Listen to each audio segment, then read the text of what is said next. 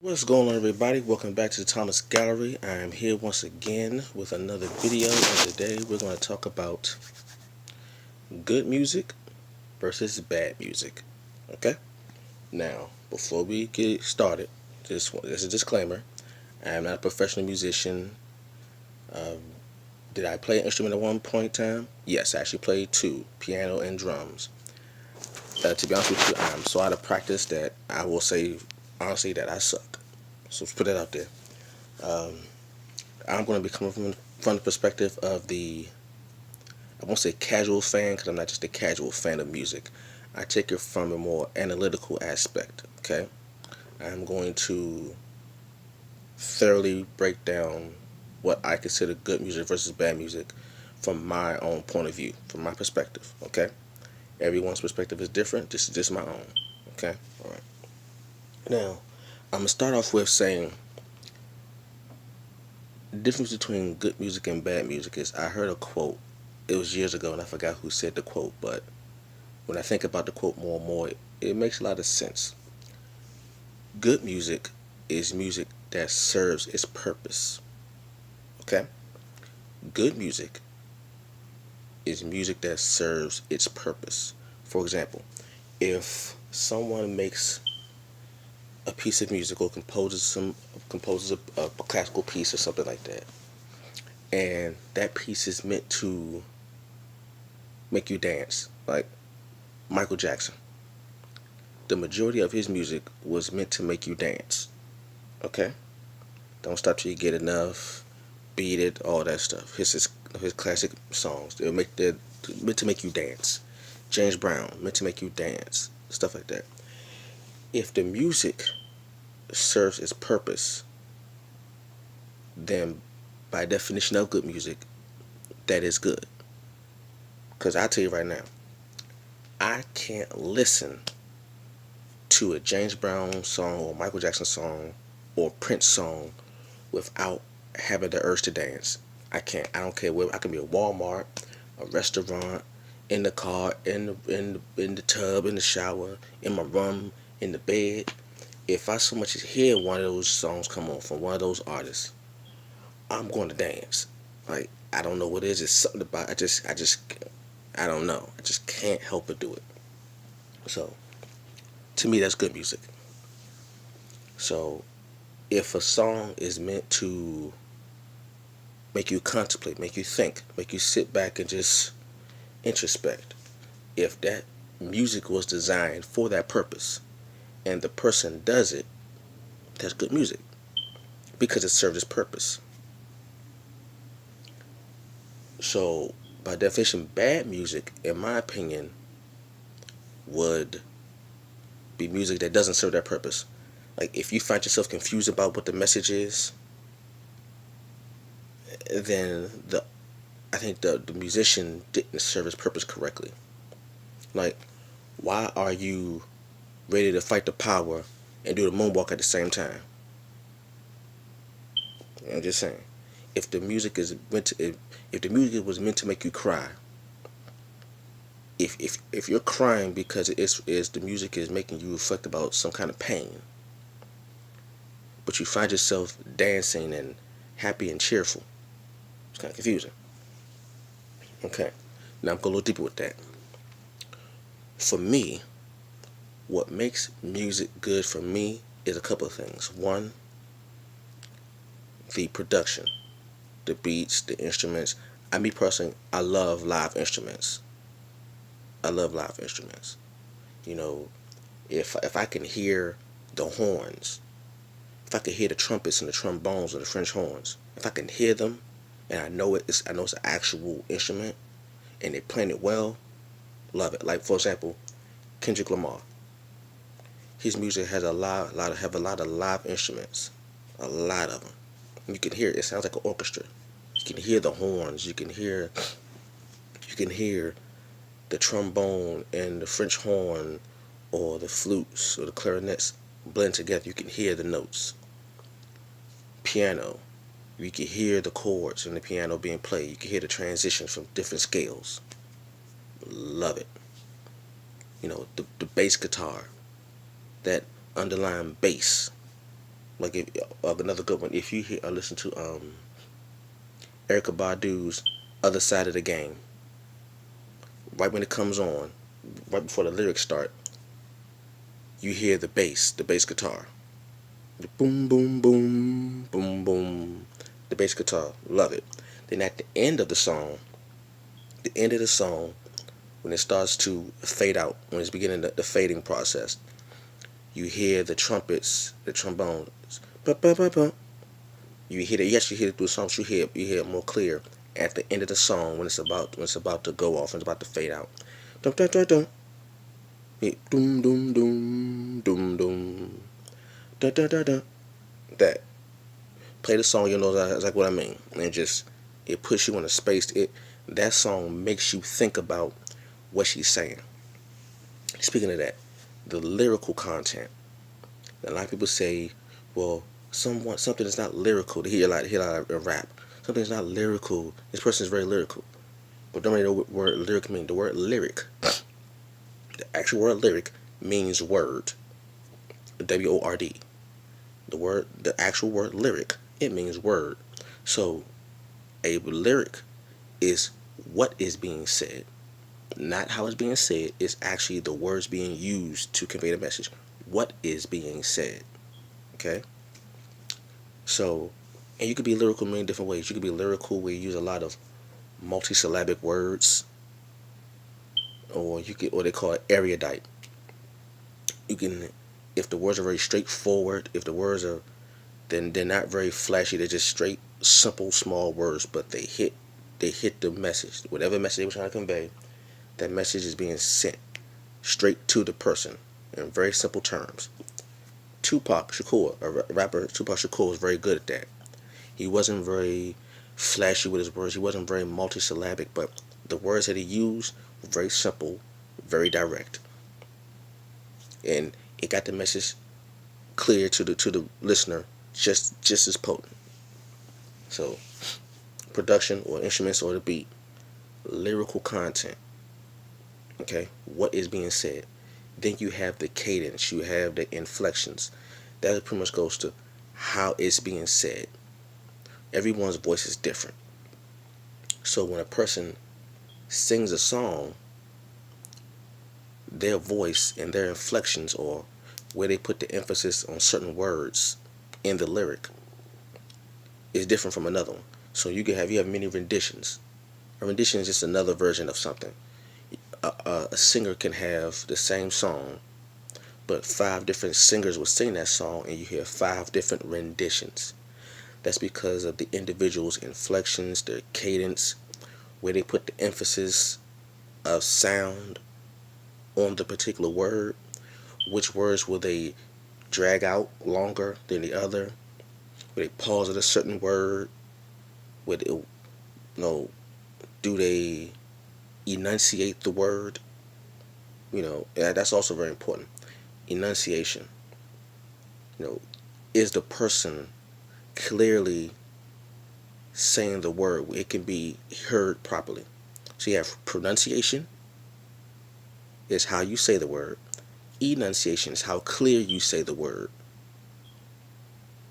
So if I say fifth, Fifth,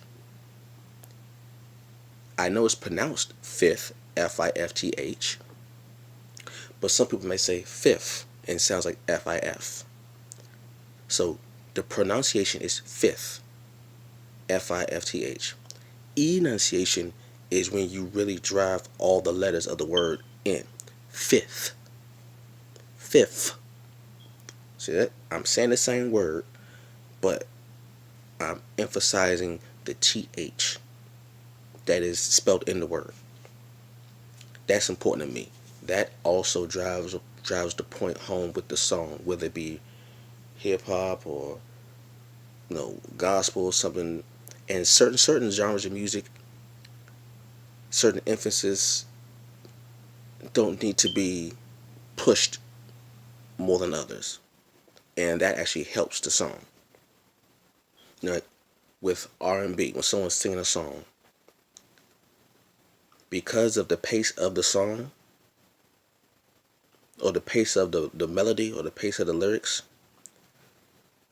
you will find that more R&B singers will enunciate more when it comes to rap because of how the words are meant to be played with. Rap more than other genres of music is where you get more points for playing with the words than you would other genres. So I can use my accent. If someone has an accent, they could say a word that normally wouldn't be pronounced that way, but because they say it that particular way, they have the liberty of rhyming it with another word that under no circumstances would not rhyme at all. Okay, like you hear the word they say no, they say you can't rhyme anything with the word orange. But I've heard plenty of rappers use double rhymes or two-word rhymes to rhyme, like orange, door hinge. Now, some people may say orange, some people say orange. See how I play with that? Orange, door hinge. I just rhyme two words. But if I say orange, you can say orange, orange. That wouldn't work. See, orange, door hinge. Orange, orange. See? Rap, you can play with those words. And that makes for what I would consider good music, for my opinion. Instruments, the lyrical content, what is being said, and I love a good story. I don't care what genre of music it is. If there's a story to it that I could follow, and it can make me imagine what they're saying, then yeah, like Ice Cube's "Today Was a Good Day." You can literally hear and you can visualize the entire song.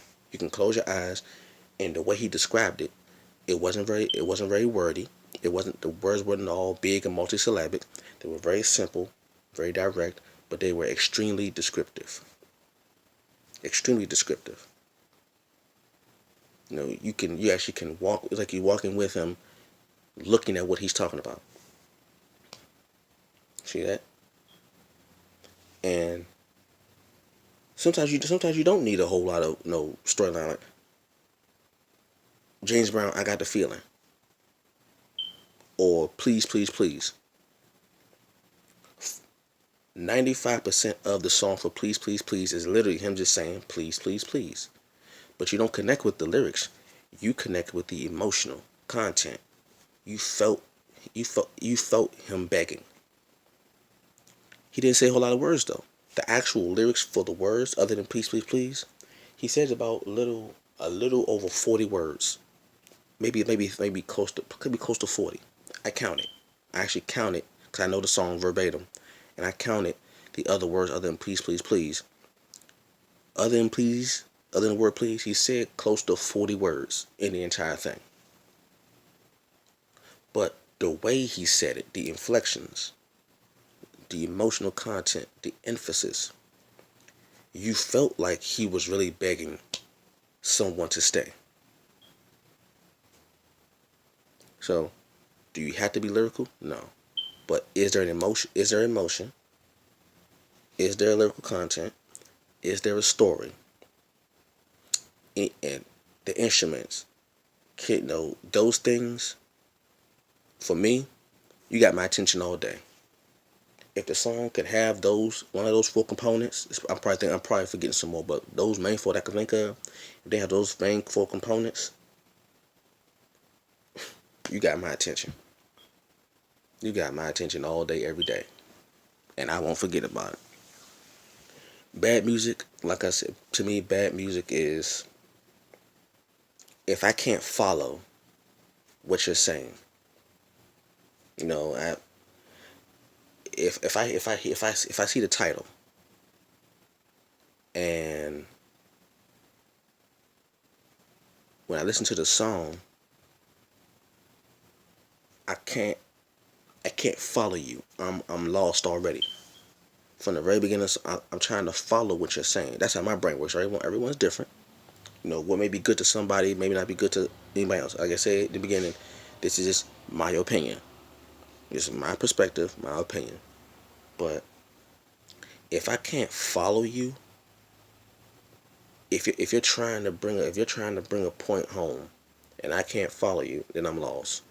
Now, if you're just trying to make a party song, okay, fine. Then I don't expect for you to be very lyrical. If you're trying to make a party song, I expect for people to start dancing and not really think about what's being said. That's fine if that's the intent.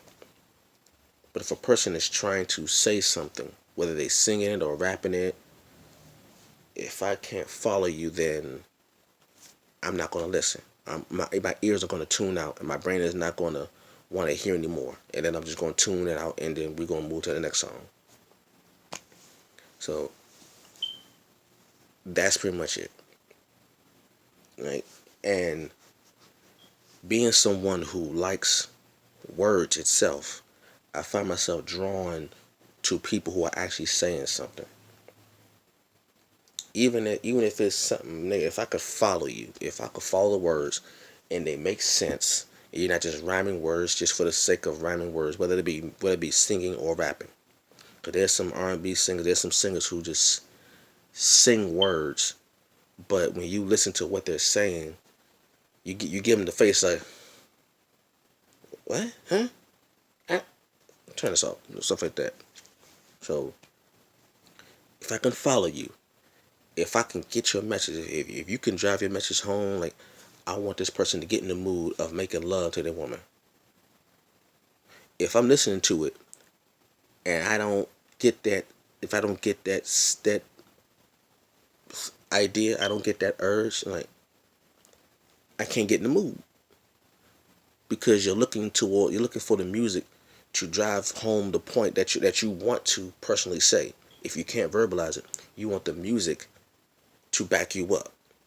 You want your music to be your background vocals, your background instruments, while you are trying to personally convey a message. If the music ain't helping you accomplish your goal, then you just ain't gonna listen to it no more. You know what I'm saying? So yeah, that's just my little spin on what I consider good and bad music. Like I said, it's pretty much all subjective. Now there are certain rules and certain guidelines, quote unquote, to follow. That's if you're playing an instrument, all that stuff. But for the most part, it's subjective. When you talk about good and bad, it's subjective. My definition may not be the same as someone else's, and that's fine. Whatever you consider good and bad music, that's on you. More power to you. Love you for it. It's just my perspective, my point of view. All right, so that's all I got for that. I will catch you all later. Peace.